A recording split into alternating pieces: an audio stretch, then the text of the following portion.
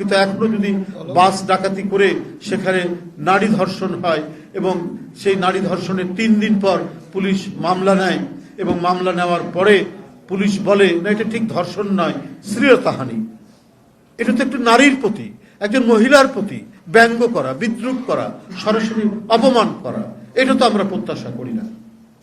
এটা তো কোনো মানুষ প্রত্যাশা করে না বর্তমান অন্তর্বর্তীকালীন সরকারের কাছ থেকে। স্বরাষ্ট্র উপদেষ্টা তিনি একজন ভালো মানুষ, আমরা জানি, সৎ মানুষ নিঃসন্দেহে, কিন্তু তার দক্ষতা প্রমাণ করতে হবে যে তার আইন শৃঙ্খলা বাহিনী যথাসময়ে তারা দায়িত্ব পালন করছেন। অনেকে বঞ্চিত ছিলেন, বঞ্চিতরা অনেকে তাদের বঞ্চনার হয়েছে, শেষ হয়েছে, তা অনেকেই প্রমোশন পেয়েছেন। তাহলে এখন আপনার মাঠ লেভেল শূন্য থাকবে কেন? মাঠে যে ক্রাইমগুলো হচ্ছে, সমাজে যে ক্রাইমগুলো হচ্ছে, সেই ক্রাইমগুলো কেন দমন করা যাচ্ছে না? অনেকে বলছেন পুলিশ ঠিক মতো কাজ করছে না। তো স্বরাষ্ট্র উপদেষ্টার তো দায়িত্ব যে পুলিশ কেন কাজ করছে না সেটা দেখা, দ্রুত সেখানে পদক্ষেপ নেওয়া। আজকে বিভিন্ন পাড়া মহল্লা মনে হচ্ছে অরক্ষিত, মনে হচ্ছে বিভিন্ন গডফাদার, আমরা শামীম ওসমান গডফাদার শুনতাম, আমরা ওই অ্যানিদের এলাকায় তাহেরে গডফাদার শুনতাম, তা এখন তো পাড়া মহল্লায় গডফাদার তৈরি হয়েছে, যারা মানে দেশের যারা শান্তিতে সুখে ভদ্রলোক সুশীল মানুষ যারা বসবাস করবে তারা আতঙ্কিত হয়ে পড়ছে। যদি পরিস্থিতি এই হয়, পুলিশ যদি বলে যে না ধর্ষণ না শ্লীলতাহানি, এটা ব্যঙ্গ করা নয়। মামলা যদি 3 দিন পরে না হয়, চোখের সামনে এই কারণ বাজারের পাশ দিয়ে আসতে গেলেই দেখি একবারই কোনো সিএনজি থেকে চট করে আপনার সোনার চেন কোনো মহিলার কাছ থেকে ছিনিয়ে নিয়ে দৌড়ে চলে যাচ্ছে একদিকে। তো এই পরিস্থিতি তো মানুষ কখনোই মেনে নিতে পারে না, এইটা কাম্য হতে পারে না।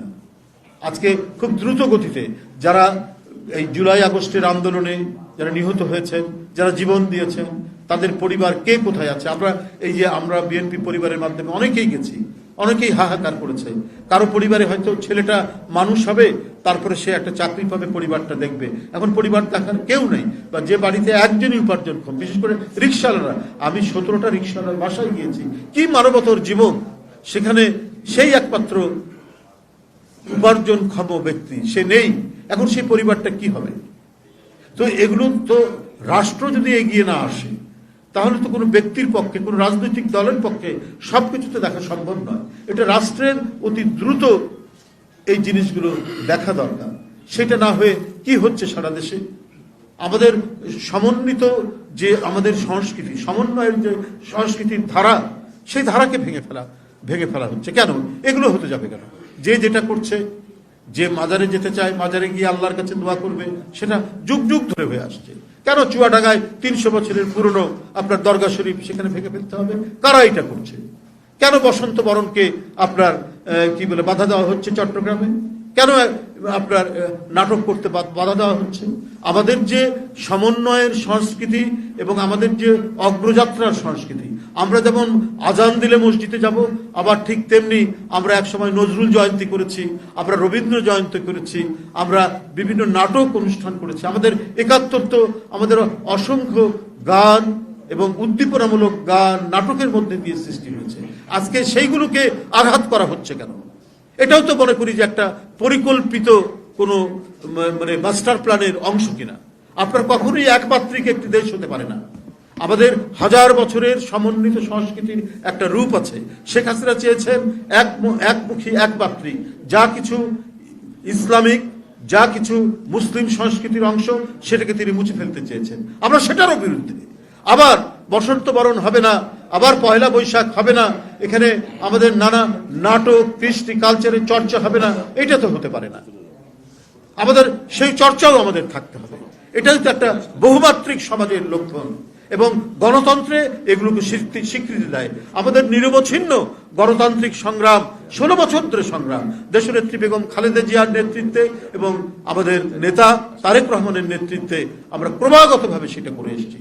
এর মধ্যে কত জনের যে জীবন গেছে, পঙ্গুত্ব বরণ করেছে, দৃষ্টিশক্তি হারিয়েছে, তার শেষ নেই। কিন্তু আমরা চেয়েছি সেই সমাজ, যে সমাজে প্রত্যেককে ধারণ করে, যে সমাজ প্রত্যেককে সেখানে লালন করে। হ্যাঁ, অশ্লীলতা, খারাপ জিনিস আমরা বর্জন করব, কিন্তু যা দীর্ঘদিন ধরে চর্চিত হয়ে এসছে সেটা কেন বন্ধ থাকবে?